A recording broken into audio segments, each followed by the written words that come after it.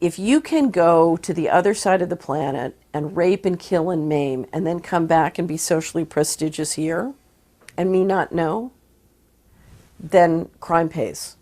In that economy, if you can do dirty in secret and still be socially acceptable, then crime will always pay in that kind of economy.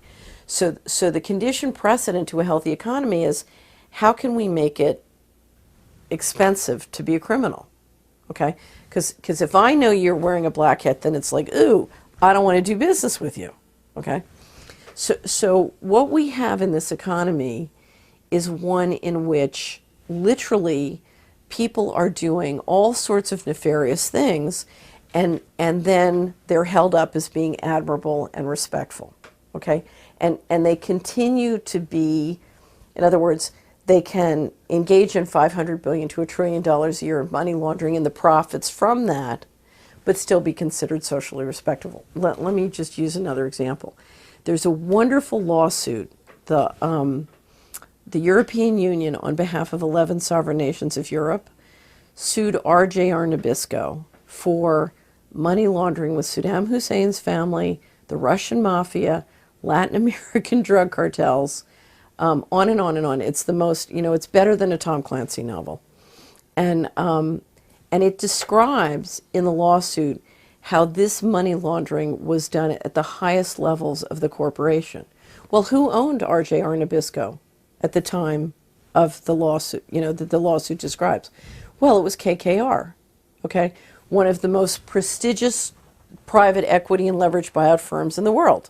Okay, so at the beginning of this year, we see, Henry Kravis on the cover of, it was either Time or Newsweek, being held out as the next Warren Buffett.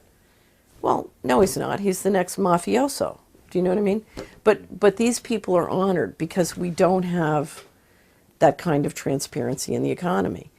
So there's an official story which has nothing to do with the real story, because we know the real story is being driven by the covert cash flows and the dirty tricks.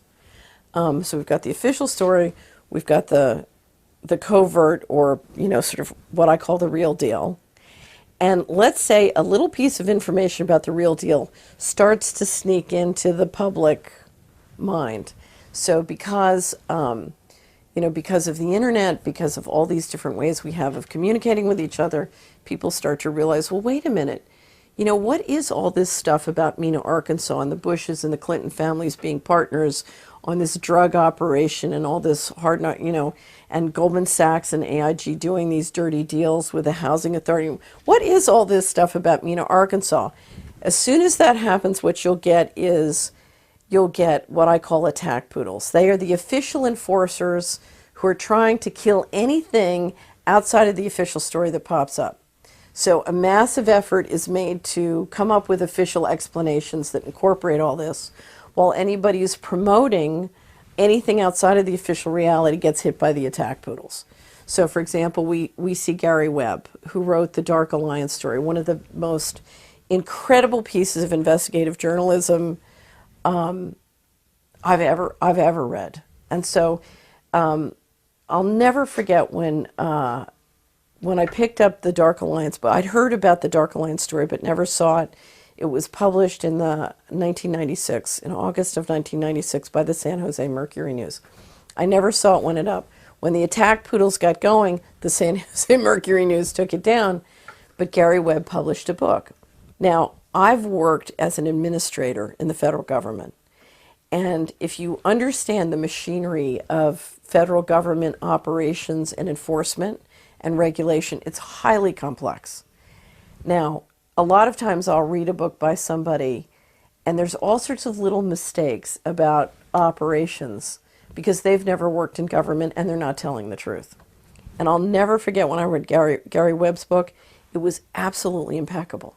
It was everything rang true to me in terms of all the details of operations, regulations, etc., and the fundamental economics. And that's when I know, this guy has the story. Well, if you look at what happened when Gary Webb published it on the San Jose Mercury News, he put up all the legal documents, thousands and thousands of pages of legal documents. And I have friends who are in the minority They have news businesses in the minority community, the African American community. They downloaded all the documents. And so suddenly you couldn't kill the story. Gary Webb's story was credible with the people because he gave them the hard evidence. He gave them the documents. He wrote a story that absolutely rung true, whether it was in the African American community or to me as a former government regulator. So 360 degrees, it rang true. So what did they do? They turned the attack poodles loose on him. And if you read the story of how Gary Webb was targeted and just literally run out of the news business, it's incredible. But so the attack poodles are very, very dangerous. And I know because I've been the target of them. During the litigation, we dealt with a smear campaign that was, invasive, unbelievable. There was one group that had is sort of the leader of the effort with 17 full-time people just mailing packages of information to media and trying to get them to write stories. And we constantly had one reporter who literally would write something that was factually not true. Our attorneys would call. We had to threaten to sue, but they didn't really care. They had no interest in what the truth was. We had an amazing thing where we spent a couple hundred hours with the Washington Post, gave them all the legal documents, everything. They were going to write a story. Literally, in 24 hours, the story disappeared. The reporter wouldn't answer my phone calls, went away. And that left the field open for the attack poodles.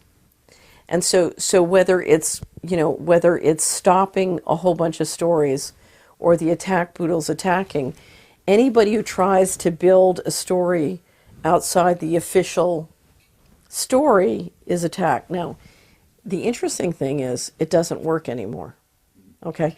And the reason it doesn't work anymore is where you have somebody outside the official story who's prepared to say, I don't want to rise at CNN. I don't want a job from the current administration. I don't want any part of you. I'm just going to sit over here and tell the truth. Alex Jones is a perfect example. I'm going to build my own thing, and I'm going to tell the truth, and I don't care what you all you attack poodles can say and do whatever you want, but I'm going to stand firm on the evidence. The beauty of the internet is we can put all the legal documents up. We can put massive amounts of documents and evidence, and for an audience that's willing to listen to some, people who are going to take the time to read that stuff, it kills the attack poodle.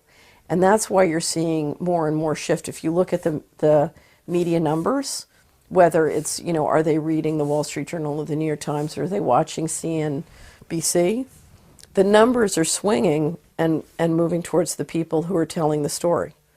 But there's no doubt about it. Everybody in our world telling the true story has got to deal with attack poodles.